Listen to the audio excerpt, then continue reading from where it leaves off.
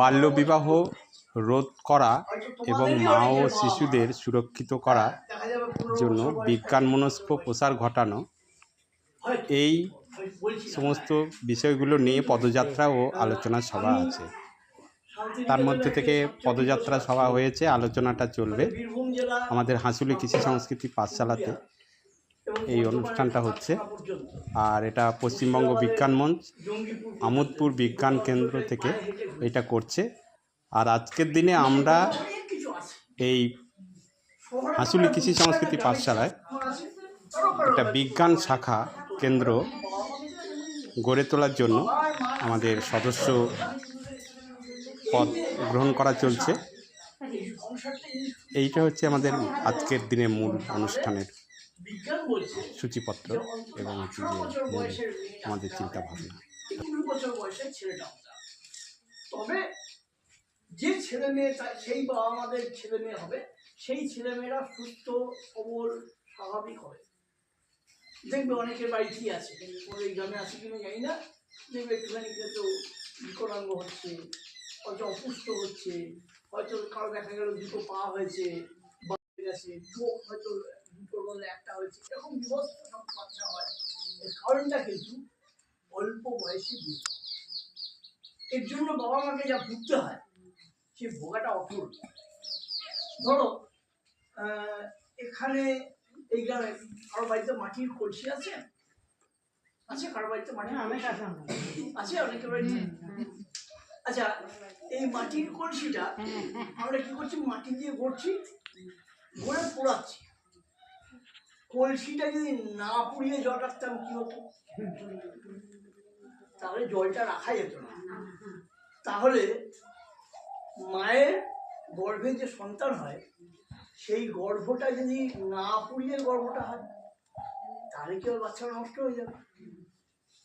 তাই জন্য তোমরা এখানে যারা মেয়েরা আছো, তারা এইরকম দিনগুলোতে একটু ভাবো যে যে কোনোভাবে হোক, দরকার এমএসকে মাস্টারমশাইদের সাহায্য নেওয়া, দরকার স্থানীয় পঞ্চায়েতের সাহায্য নেওয়া, তাতেও যদি না হয় প্রশাসনের সাহায্য নেওয়া, যে আমরা 18 বছরের আগে কোনো মতেই বিয়ে করবো না। বাবা মা যে যতই ভালো, যতই বড় লোকের ছেলে হোক, যতই ভালো অবস্থা হোক, যতই বাড়িতে জমি জায়গা থাকুক, আমাদের 18 বছর বয়সের নিচে হলে আমরা বিয়ে করবো। ঠিক ছেলেরাও তাই ভাববে, অন্তত 21 বছর বয়সের নিচে আমরা বিয়ে করবো। এটা যদি আমরা করতে পারি, তাহলে আজকের আলোচনাটা সফল। তাহলে কি হবে, আমরা একটা অন্তত একটা খুঁটিও করতে পারবো। এই যে বাড়িটা হয়েছে কত দেখো, একটা দুটো বাড়ি, এক সময় এরকম বাড়ি হয়ে যাবে যেখানে 9টা খুঁটি তৈরি হবে। সেই যে খুঁটিগুলো করছি, তার মধ্যে একটা খুঁটি হোক, সেটা কিন্তু পরের খুঁটি, তার আগের খুঁটিটা আগে পরে বলছি, যেহেতু আজকে ওইটা নিয়ে আলোচনা। সেই পরের খুঁটিটা হচ্ছে আমরা 18 বছরের নিচে বাস দিয়ে পড়ব। আর আগের খুঁটি আছে, সে আগের খুঁটিটা হচ্ছে যে কেন পড়বো না, তার জন্য পড়াশুনো করা। সেখানে আমাদের মাস্টারমশাইরা আছেন, সেখানে তোমরা যদি ঠিক মতো বই পড়ো, তোমরা যদি ঠিক মতো অঙ্ক করো, তোমরা যদি ঠিক মতো বিজ্ঞান সম্বন্ধে জানো, তাহলে বিজ্ঞানটা কি সেটা বুঝতে হবে। বিজ্ঞান কি জানো? আমি বলি, আমি যখন ছোটবেলায় ছিলাম, তখন আমার, কারণ এখন কিন্তু তোমরা সবাই জেনে গেছো কাজে মানুষ কি, কে জানো না? সবাই জানে। তাই চাঁদে মানুষ যায়, এটা কিন্তু আমরা কিন্তু জানতাম না ছোটবেলায়, তোমরা কিন্তু আজকে জেনে গেছো। তাহলে বিজ্ঞান কিন্তু তোমাদের শিখিয়ে দিচ্ছে চাঁদে মানুষ যায়। আচ্ছা ধরো এই যে বাড়িটা দেখছি, ঘরটা গিয়ে একবার কেউ কেউ দেখে আসতে পারো। ঘরটা অদ্ভুত ধরনের একটা স্ট্রাকচার করা আছে, প্রত্যেকটা দেওয়ালের মধ্যেখানে একটা ভাগ রয়েছে, এবং এটাকে 8টা বাহু বলছে, 8টা বাহুর সমান ভাগ আছে। তোমরা পড়েছো, তোমাদের মাধ্যমিকে পড়েছো, অষ্টভুজ পড়েছো? অষ্টভুজ পড়েছো কেউ মাধ্যমিকে? সবাই তো এখন চলছে, এখানে পড়ছো তো, অষ্টভুজ পড়েছো? ষড়বাহু, অষ্টবাহু, তারপর বর্গক্ষেত্র, এগুলো সব পড়েছো? আয়তক্ষেত্র পড়েছো না? আমাদের এখানে একটা অষ্টভুজ বাহু আছে, বাড়ি আছে। এবার খুব মজার একটা গল্প আছে। রামকৃষ্ণ 8 ধরনের গাছ থাকে।